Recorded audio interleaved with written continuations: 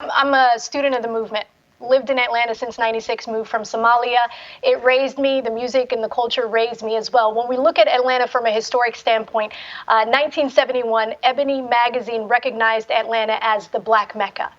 So when we look at it from that landscape, 71 to now, and when we think about building an infrastructure for the culture where it's for Atlanta, by Atlanta, which has been a long time coming, right? It's a conversation the city of Atlanta has had for the last 3 years, somehow facilitated with Isaac Hayes III and so many other people who realize there is a void in our city. Coach, you participated in that conversations as well. Let's talk about that void, because when we look at the landscape of media in Atlanta, Atlanta as a culture is always being exported out. Nothing oftentimes comes back to be imported in. Tell us about how you want to shift that in a way where Atlanta can have a seat at the table or its own table. I mean, that's what really started the conversation, as me and Pete was building QC, and even before that, like just artists that I've worked in the past, we always we built it here, you know, um, the sound, the music, the feel of it was right here. But then we would have to go to New York, for media, or we would have to go to California or LA, for media, or maybe we have to go to New York for a deal, or we might have to go to LA for a deal, and it, I just really got me personally. Me and my partner, we were sitting there talking. I was like, man, I'm really just tired of doing this. I mean, it's so much talent right here, but there's no real infrastructure here. There's this no infrastructure.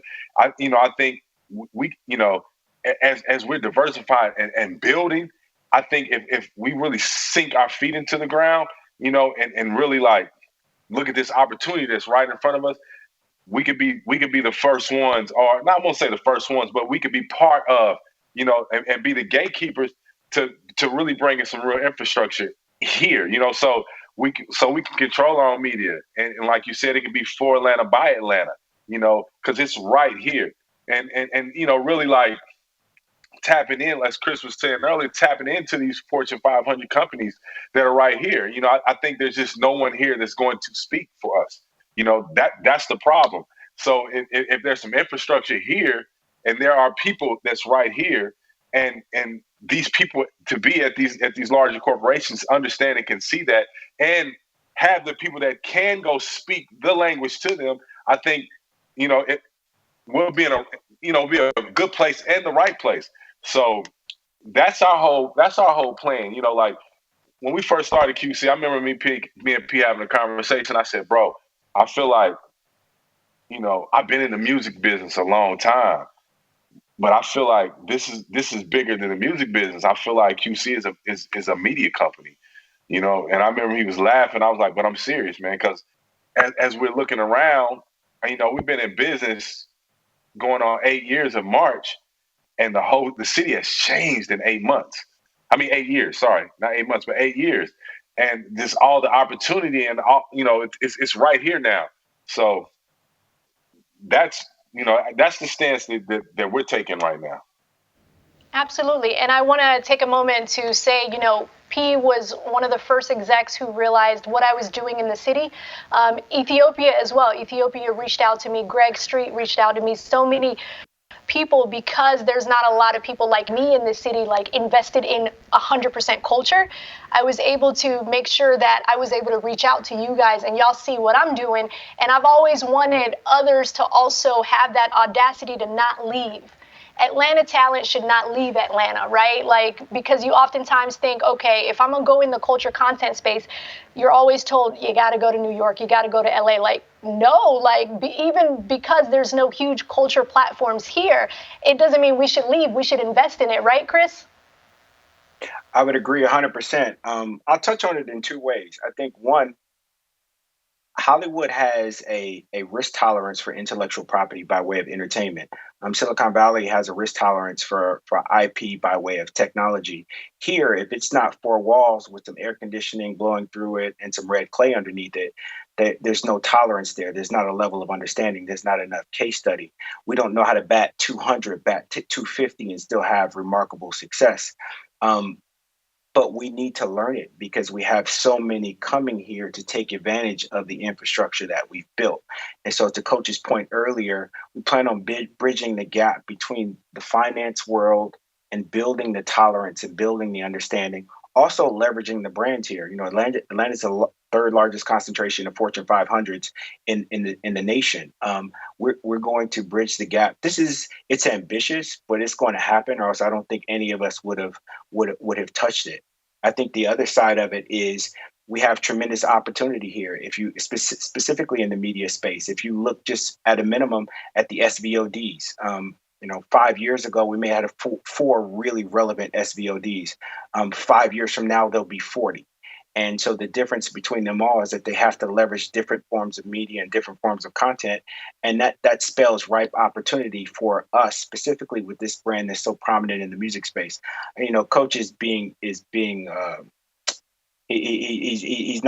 a little bit, he's not shedding light on it, but I see the calls that he gets to leverage the brand in all these different spaces. And so why not be uniquely in front of those offerings and be at the forefront of what that messaging should be, as opposed to just being an add-on.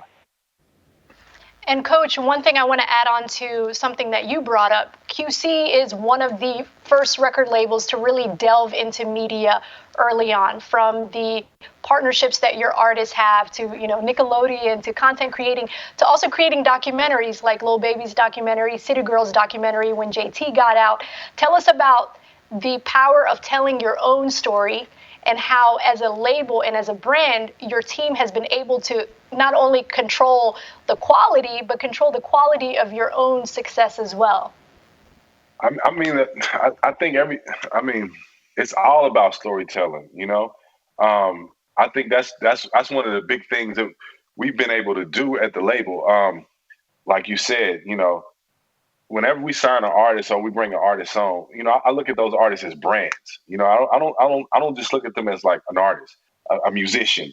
It's like, as soon as we sign an artist, I tell them from the start, okay, I hope you're ready for this, because music is just a component of what we're going to do. I want to turn you into a brand so we can tell your story in many different ways, through the music, through film and television. What brands do you like? Okay, let's attack that brand, because culturally, as we're building these artists, culturally, I start paying attention. I'm like, well, damn, Super Bowl just had such and such and such and such perform. Oh, this commercial just used this song. Oh man, they just used this song and put this artist to sell this brand. So culturally, like, we're on the pulse of it all, right? We sit at the pulse of it all. So as a company, I start as we're building a company, and the executives that we're signed, the executives that we're employing are coming on. They're like-minded, like we are. You know what I'm saying? Like, okay, this is where it's going, and this is where we want to be. So let's create this, and let's be able to tell these stories.